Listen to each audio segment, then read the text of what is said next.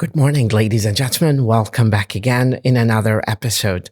Let's practice pronouncing and learning these adjectives in English because they are so common in English. Long, tall, funny,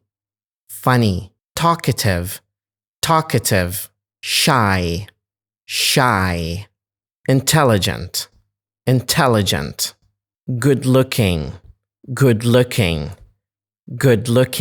quiet, attractive, thin, extrovert,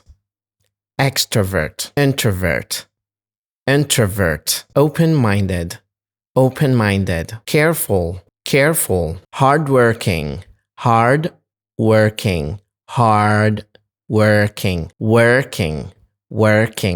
dark, friendly,